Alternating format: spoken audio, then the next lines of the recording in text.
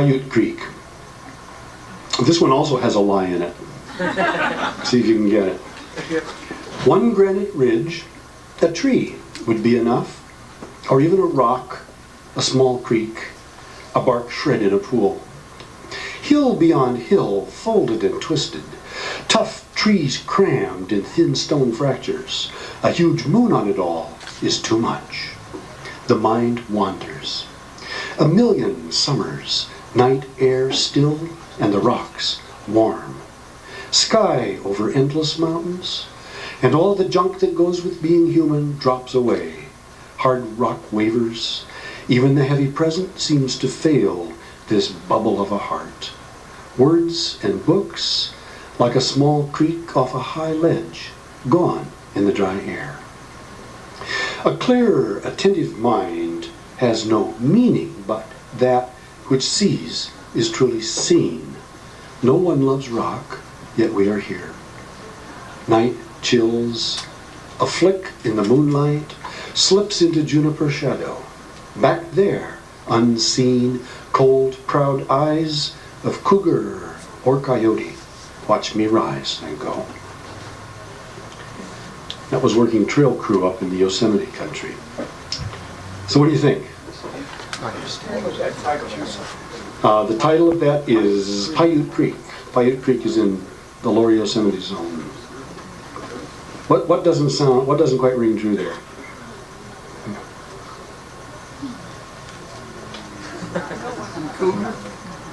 No, cougar or coyote really was there. That was not an exaggeration. There really was something back there, and probably it was one or the other. Big enough shadow in the moonlight to be one or the other. And it's not the metaphor of like a small creek off a high ledge going in the dry air. That's a statement of fact. In the dry Sierra air, there are little streams that will go off as a waterfall, and nothing will ever hit the bottom. It'll evaporate before it gets down there. No, I think that the line, no one loves rock, is not true.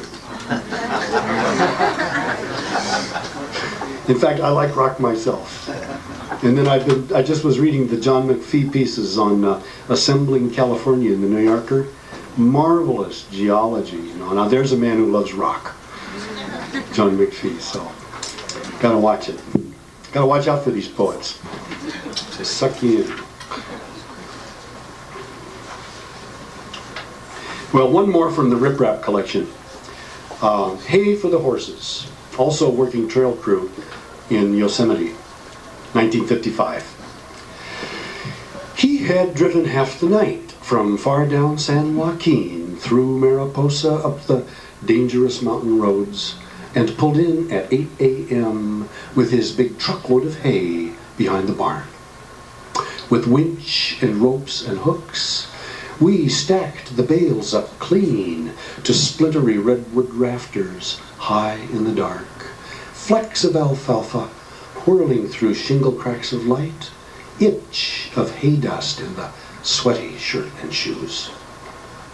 At lunchtime, under black oak, out in the hot corral, the old mare nosing lunch pails, the grasshoppers crackling in the weeds. I'm 68, he said.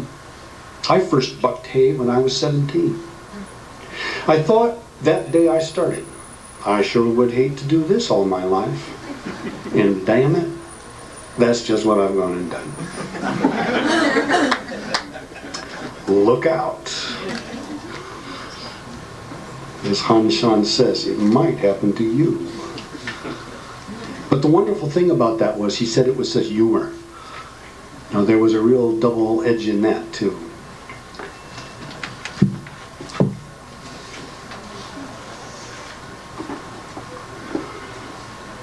After Rip Rap, which was published in Japan, came a collection called Myths and Texts that was published from New York with the aid of Leroy Jones, now Amiri Baraka, with the old Totem Press, one of the first books in the Totem Press series, 1961. Myths and Texts, I am proud to say, was the first collection of poems in the United States to deal with the issue of deforestation as a literal fact and also as a metaphor for what was happening to our culture.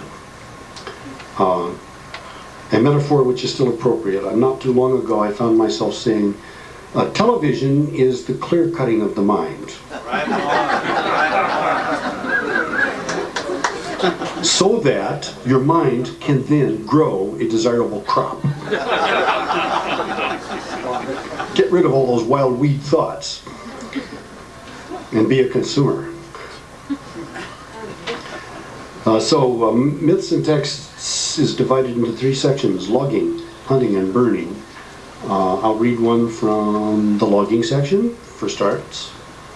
The experiences that lie behind this cycle of poems were working trail crew for the Forest Service, some seasons, 2 seasons on remote fire lookouts just under the Canadian border, and a season logging and a season firefighting. Logging in the private industry over in eastern Oregon, where I was a choker setter. Choker setter being one of the highest injury jobs in the woods.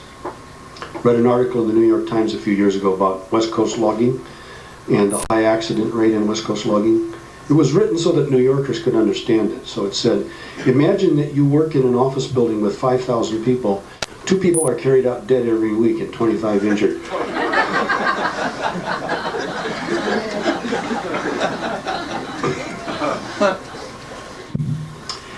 But ye shall destroy their altars, break their images, and cut down their groves.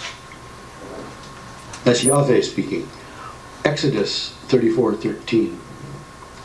The ancient forests of China were logged, and the hills slipped into the Yellow Sea. Squared beams, log dogs on a tent earth sill. San Francisco 2x4s were the woods around Seattle. Someone killed, someone built. A house, a forest, wrecked or raised. All America hung on a hook and burned by men in their own praise. Snow on fresh stumps and brush piles. The generator starts and rumbles in the frosty dawn. I wake from bitter dreams, rise and build a fire. Pull on and lace the stiff cold boots. Eat huge flapjacks by a gloomy Swede in splintery cookhouse light. Grab my tin piss-pot hat. Ride off to the show in a crummy truck and start the cat.